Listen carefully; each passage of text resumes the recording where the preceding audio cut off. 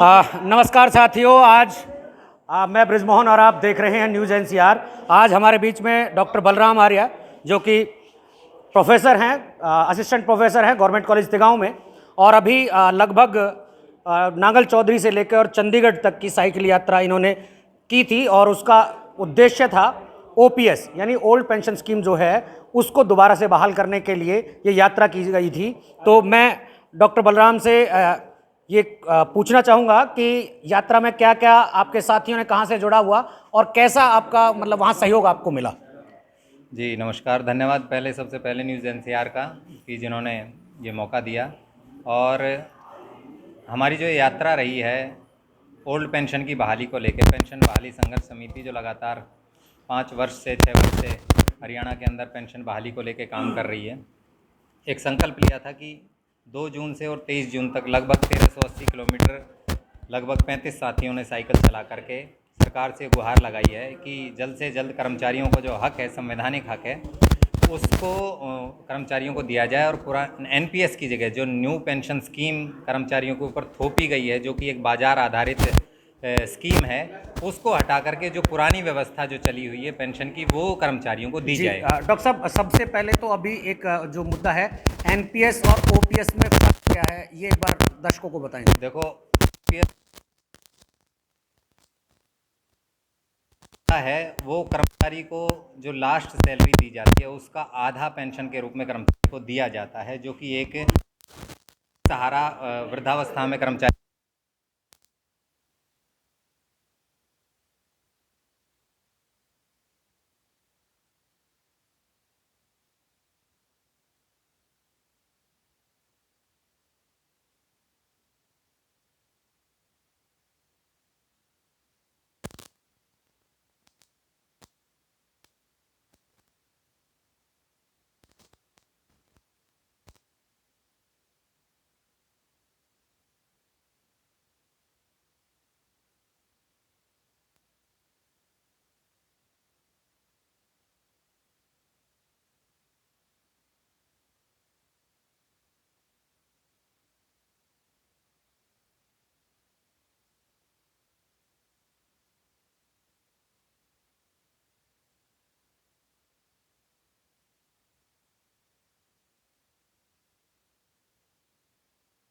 जिनके एक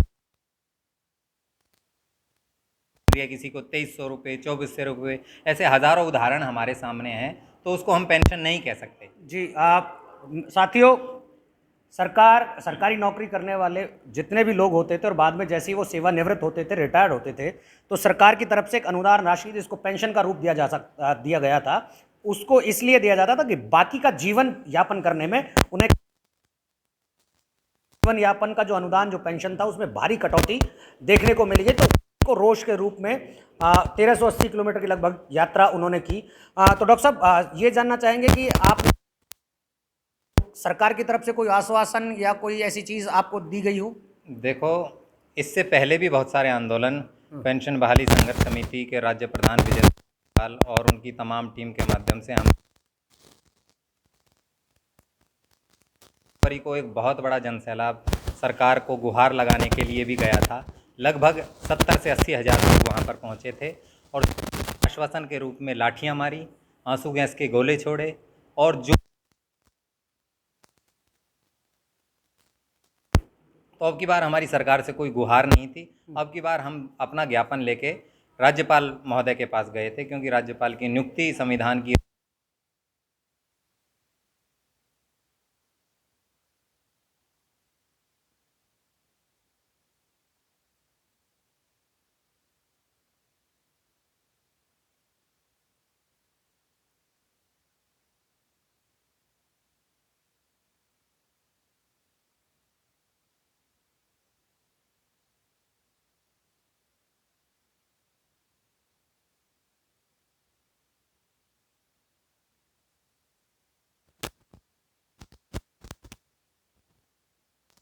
लगभग तमाम पार्टियां इसमें समर्थन दे रही हैं। हम किसी का नाम इस मंच से नहीं लेना चाहते जब तक हमारा शीर्ष नेतृत्व कोई निर्देश नहीं देता है, लेकिन उस समय सोच परख करके अगर कोई सरकार, कोई पार्टी, विपक्ष की कोई भी पार्टी अगर पूरे तरीके से आश्वासन देती है और सारे कर्मचारियों को लगता है कि उसके साथ जाने से निश्चित रूप से वो बहाली होगी, तो उस समय इस बारे में हम चर्चा करेंगे।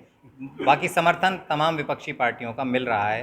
भारतीय जनता पार्टी को छोड़ के तमाम पार्टियां जगह जगह आकर के समर्थन दे रही हैं। कोई प्रतिनिधिमंडल, कोई सरकार का नुमाइंदा आपसे आके मिला हो, बातें की हो, एक लास्ट मीटिंग 3 मार्च को हुई है। 19 फरवरी के सारे क्रम के बाद जो लाठी डंडे बरसाए गए थे, उसके बाद एक लास्ट मीटिंग हुई थी। कुछ साथी हमारे वहाँ गए थे, वहाँ उन्होंने सारा रिसर्च, अपना सारा आंकड़े दिए, लेकिन सरकार के पास उन सब चीज़ों का कोई जवाब नहीं है। बस वो कमेटियाँ बना करके बस कर्मचारियों को कमेटियों के माध्यम से बहकाने का काम कर रहे हैं। उसके बाद अगली मीटिंग के लिए समय बताया गया था कि भी अगली मीटिंग में आगे चर्चा करेंगे, लेकिन उसके बाद कोई भी उन्होंने ना तो संपर्क किया है, ना सरकार इस बारे में कोई गंभीरता अभी तक दिखा रही है।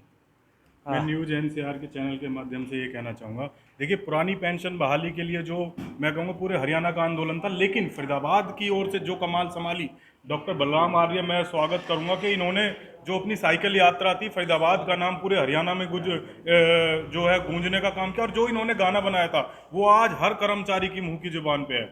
तो कहीं ना कहीं फरीदाबाद की जो संघर्ष की आवाज़ है वो पूरे हरियाणा को सुनाई दी। इसके लिए मैं पूरा साधुवाद देना चाहूँगा। और देखिए पूरी टीम यहाँ खड़ी है, भाई प्रदीप धनखड़ है, राजकुमार सैनी गोगा है, डॉक्टर विमल गौतम जी है। जब यहाँ फरीदाबाद यात्रा आई तो हम सब ने मिलजुल कर पूरी जो इसको समर्थन किया, और आने वाले वक्त में अगर सरकार नहीं झुकी तो फरीदाबाद का युवा और यूथ सरकार से दो हाथ करने के लिए तैयार है, लेकिन पुरानी पेंशन जो ओपीएस की इनकी मांग है वो बहाल होकर रहेगी। जी बिल्कुल। साथियों, मैं आपको बता दूं, डॉक्टर बलराम हमारे शिक्षा जगत से आते हैं, और शिक्षा जगत का एक अपना है कि वो कहीं ना कहीं प्रेरणा स्रोत बनते हैं। तो उन्होंने अपने धरने का भी वही प्रेरणा रखी है कि केवल हड़ताल करने से, तोड़फोड़ करने से आप कोई आंदोलन नहीं कर सकते। बड़े ही शांतिपूर्ण तरीके से उन्होंने साइकिल यात्रा निकाली, एक संदेश सरकार को पहुंचाया कि भाई आप हमारी मांगों को ऐसे नहीं मानोगे तो हम इससे और बड़े बड़े वो पहुंचे हैं।